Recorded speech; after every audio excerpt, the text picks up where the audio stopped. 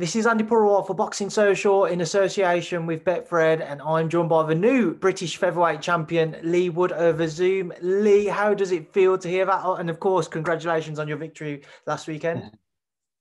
Thank you, mate. Yeah, it feels good. It feels very good. It's been a long time coming. Obviously, I've been through a lot to get to this point, and it's finally a box ticked, and a lot of doors open from this point when the British title.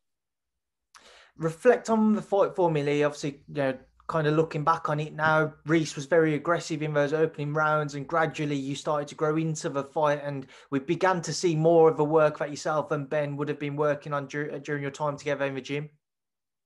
Yeah, as expected, with a game plan and that, we knew there would be spells when he would really try establish himself, maybe rough me up, put the foot down, and really put them shots in.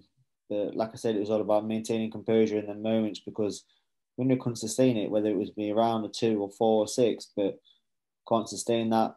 It was partly as well the plan when he tried to take his foot off the gas and have a breather, and not to let him. It was a bounce on the spot, going for a walk, going backwards, trying to have a break, keep on him, stay on him, do not let him take a breather when he wanted to. And there's times when I didn't do that and I was getting screamed at, but on the whole, I managed to keep that on him, keep the pressure on him, keep him working. And yeah, it was an excellent game plan by Ben and executed by myself. How did you feel in those opening rounds, kind of working around Reece's pressure? Because there was a moment, I can't remember if it was the second or the third round, where he seemed to hurt you.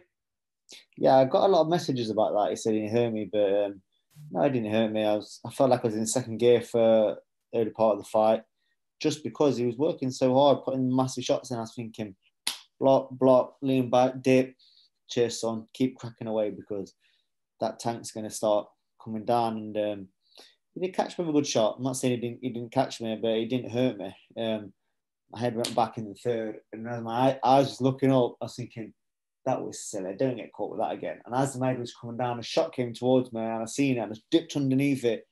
If you watch it back, but no, obviously he caught me with a few shots. Never hurt me. I mean, kept my composure. Another thing working with Ben is like, if you do get caught with a shot, like, don't try to get them shots back straight away. Why someone's got confidence and looking to land more shots. Don't make it a level playing field as 50-50 exchange. So you need to know when to hold, when to move, and then when to press. And that's one thing now that I'm more aware of going into my fights, being smarter. You dropped him on a few occasions, Leigh. Was you surprised that it didn't maybe end a little sooner for yourself? I probably could have forced it. But it wouldn't have been as sweet and it wouldn't have looked as good as the final finish. You know, it was like so clear cut. The shot was a peach. They put him down first, and then the finish. You couldn't argue with it. I didn't want one of them where should it have been stopped, should it not?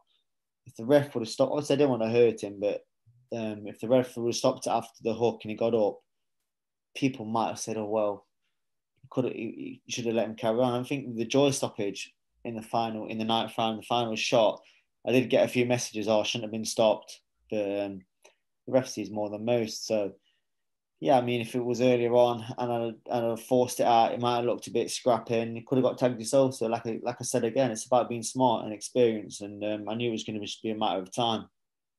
During your time in the ring, Leigh, how much do you feel that you was able to show people the work that yourself and Ben have been putting together in the gym?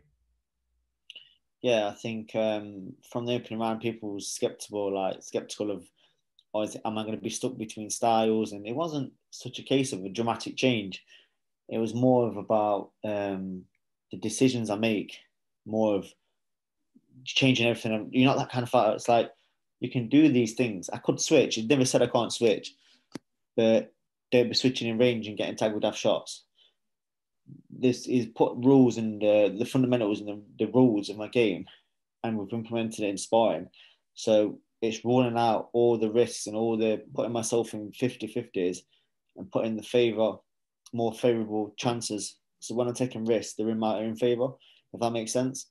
So when people say like, "Oh, you're going to be stuck between styles," it's pretty much a similar style, but I'm just not taking as many stupid risks. Now, I remember when the fight was ended by the referee, and you kind of you held yourself back from celebrating because you wanted to make sure Reece was okay before you was able to do so. A lot of admiration for that, Leigh. Kind of, but being in that situation, what was going through your mind, and how difficult was it to just to hold back? Yeah, for one, I mean, I wasn't I wasn't that concerned that he wasn't going to be all right. I thought he was going to be all right for a start. But obviously, you don't celebrate till someone's up on the feet anyway. I think that's just it's wrong. I think it is extremely wrong. Like you want to make sure the person. It's a sport. It's not to the death, you know. So I would never celebrate when anyone's on the canvas. I would always wait, make sure they get up and make sure they're all right. Um, After a few seconds, I wasn't concerned about him physically. I was more concerned about him mentally. You know, I've been there in 2014 when I suffered my first defeat, and it was horrible. The feeling was the worst feeling, and I was really down for a long, long time.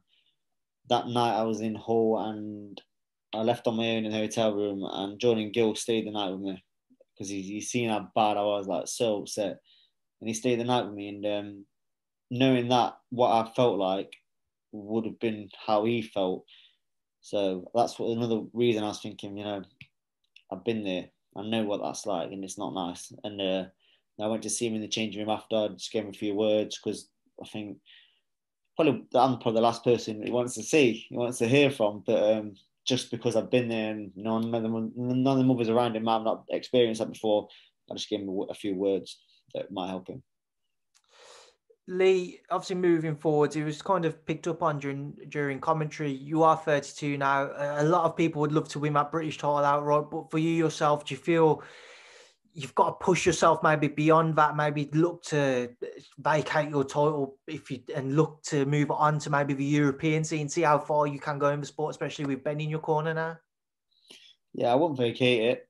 I'm not going to vacate it unless I've got something set in stone. So that might be a few featherweights got the fingers and toes crossed, but I ain't vacating that title. I've worked too hard to get it. But yeah, I'd like to fight for the European. If um if it pans out, if McDonnell wins the European and we can make that fight, either won that fight, I think that would be massive, massive for the fans. A chance of redemption. I think I could also put the British on the line if I'm not mistaken. So you know that would be good. And then you never know. I would need two more defenses to keep it. If I'm sticking around waiting for a bigger fight, sometimes it can take a year to pan out. But I could get something in between maybe. Who knows? I don't know. That's why I won't vacate it. But yeah, we'll see what happens. See how things unfold. Um, Obviously, Gav's fighting for the European next month. Hope he wins it. But I've got a lot of options. Like I said, the British title opens up a lot of doors. 100%, Leigh. And obviously just picking up on that fight there, how big of a rematch would it be between yourself and Gavin? I think it'd be massive. It'd be massive. Obviously, he's gone on to do incredible things in sport. He's boxed for two world titles. This is his second weight as European champion if he wins, which is a remarkable achievement in itself. But yeah, I think the fans would want to see it. I think the boxing world would want to see it, and it would be a great fight. You know, he's got a great engine, Gav. You don't box for two world titles and win British, Commonwealth, and European titles like that without having something about you. And I just think it would be a really good rematch. Just a few things to touch on before I leave you, Leigh. Obviously, on the night there's a big shock in the headline fight: Josh Warrington losing to Maurizio Lara. Just kind of, I don't know if you have or you haven't yet, but I'm assuming you may have watched the show back. Just your thoughts if you have, though. Yeah, we watched the Warrington fight in my hotel room. Ben called it early doors. um, I don't. I just think, my opinion. I think his head might have not been a good place for watching his friend get beat. That might not make a difference. It might have, but it can't put you in a good mood.